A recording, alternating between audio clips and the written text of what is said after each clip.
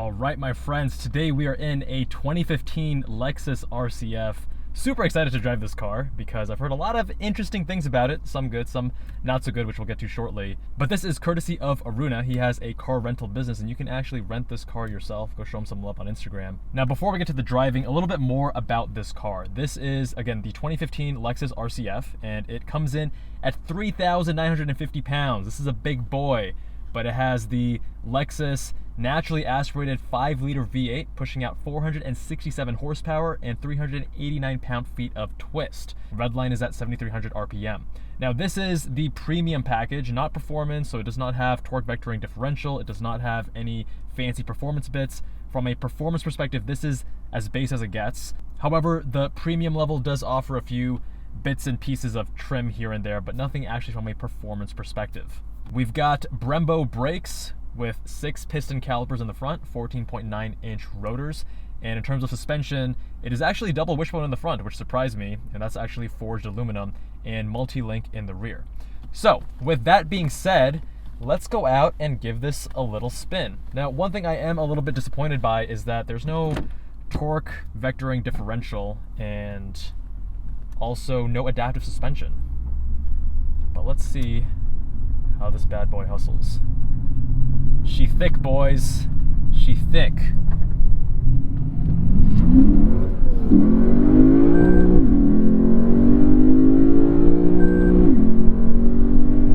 I mean, the highlight of this car is clearly that naturally aspirated V8. This is a Japanese muscle car, if there ever was one, but with more refinement because you have a Lexus. This isn't just a, like a Ford Mustang or Camaro equivalent. This is Lexus. This is supposed to be luxurious.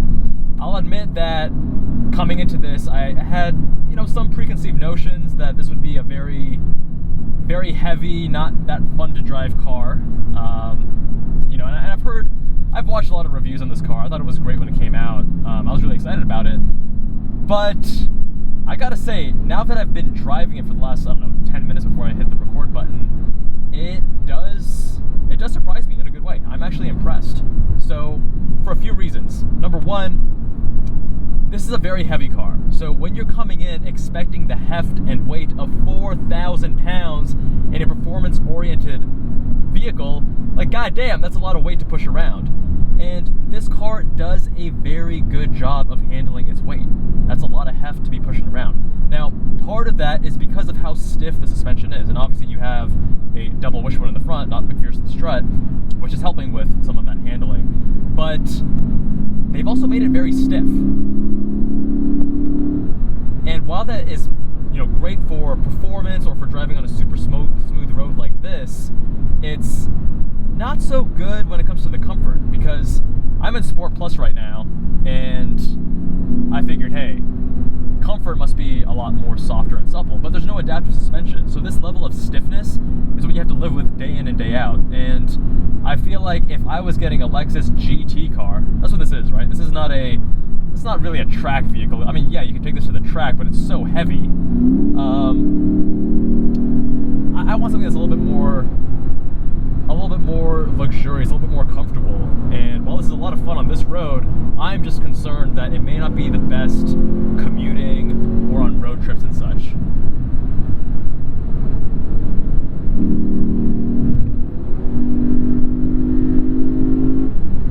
And the other thing is these brakes, phenomenal. Inspire confidence, very, very easy to feel and modulate them. Steering feel. In a car this big and heavy, I'm not really expecting amazing steering feel, but again, I'm impressed by this car, and part of that might be my lower expectations coming into this, but the steering feel is a lot better than I expected, and at least in this Sport Plus mode. It is an electronic rack, obviously, electric assist, but I'm getting some feedback, I'm getting some feel of the road, and then when I am getting the tail out, like when I do a U-turn and such, I get some input, I get some information from the steering.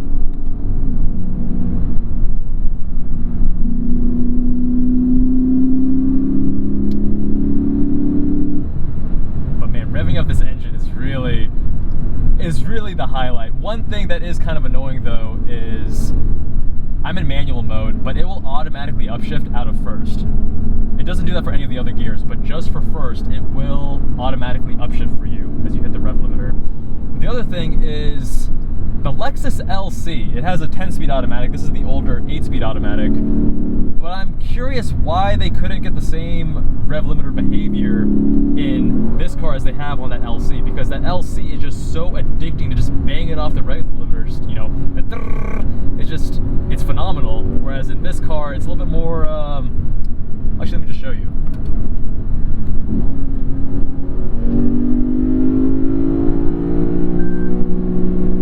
See? Not as fun. Not as entertaining. When you buy a car like this, you want to be entertained. You don't buy this car to be sensible.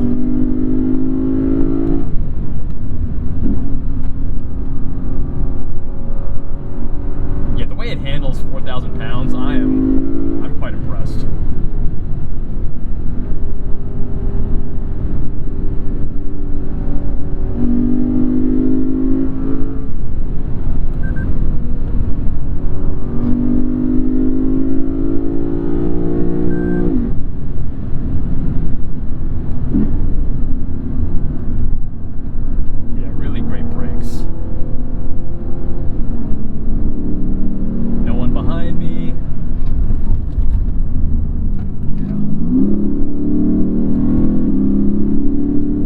Roads, I haven't pushed the brakes long enough to assess fade because, I mean, these are pretty high-speed corners.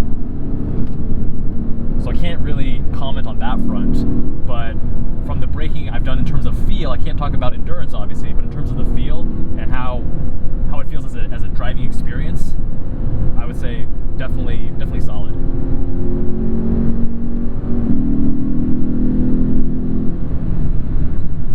The road noise isn't too bad in this car. I'm a bit of an old man. I like my cars quiet in terms of road noise. I was expecting a little bit quieter, to be honest. This is probably the same level as the RC-350F Sport that I drove a few years back. That car was extremely underwhelming because, I mean, it was just like worse than this car in every way. The brakes weren't as good, the transmission wasn't as good, the engine obviously wasn't nearly as good. Might actually have the same transmission, I'm not sure, but it felt very slow to shift, whereas this one is a little bit more responsive. It's not a Porsche PDK by any means. There is a little bit of a delay that you can see, and this is not a dual clutch, this is a torque converter. But that's what you expect from a Lexus. You expect something that's smoother and luxurious. You're not going for the razor edge, right?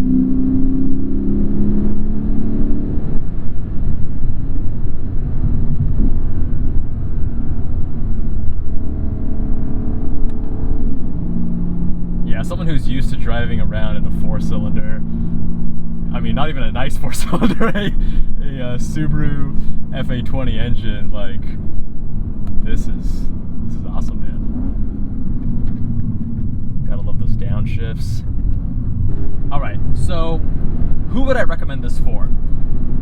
If you want a single semi-practical vehicle that is comfortable, that is fun on the road, then I think this is a great contender. It is a bit dated. I mean, you know, compared to the other competition, the German competition, you're gonna get better reliability with this vehicle, obviously. But I don't think they're coming out with a new RC. I haven't heard anything about that, at least.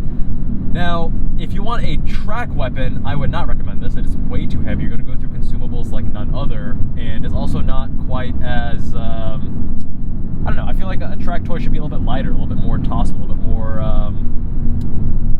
you know, just better at the limit, if you will, from that lighter weight. This is a great GT sporty car for the road, though. This is fantastic, especially the engine. The engine, again, is really the strong suit, the highlight of this vehicle. You have good enough steering, not the best steering out there. You have a good enough transmission, not the best transmission out there. You have a good enough suspension, and the way it manages its weight is pretty good, but, I mean, you're not having the same precision and knife's edge as like a Porsche, as an example, which is obvious. That's not what you're expecting with this kind of car.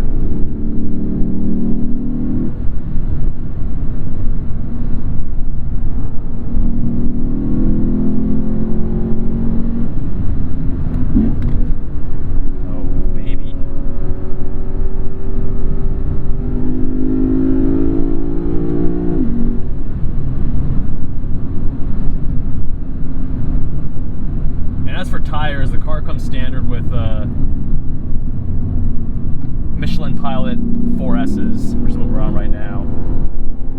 think are a fine hybrid tire. Like, you want to go to the track occasionally, but you want to be comfortable on the road. But they're not the quietest tire. They're not the grippiest tire. They're just kind of like a, you know, they're all right. I have them on my car. Probably gonna get something more track focused though when these when I finish up with them.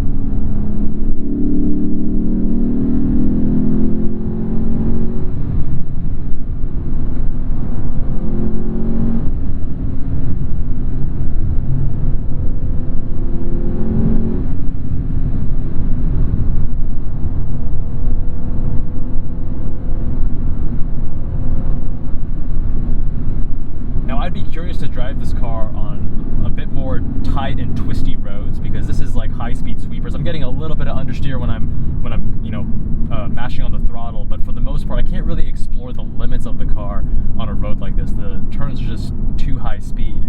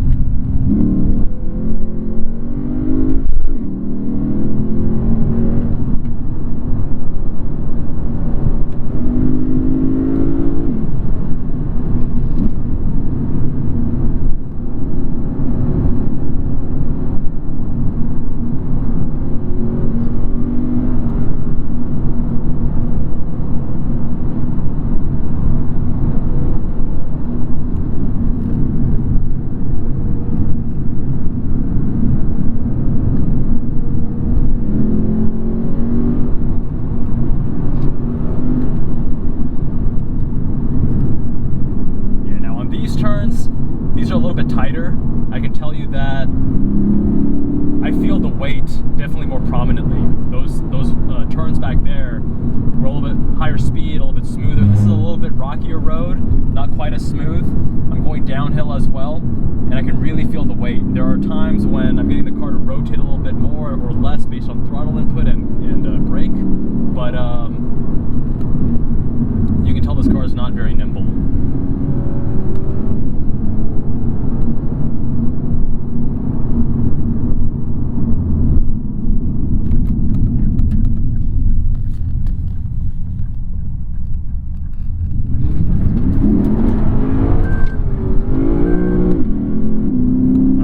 Upshifted automatically there.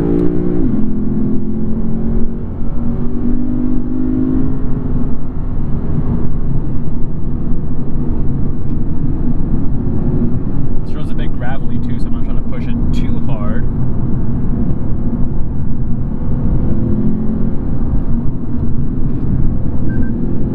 Yeah, getting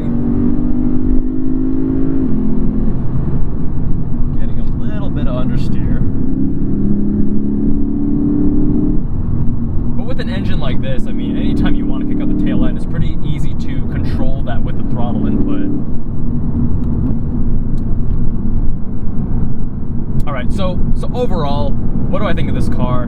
Would I buy one? Personally, no, because I am more into having a very focused sports car like a GR86 or maybe even a Supra when they come out with a manual later in 2022. And then have a second vehicle that's a little bit more comfy, daily cruiser. This is kind of a hybrid, and I'm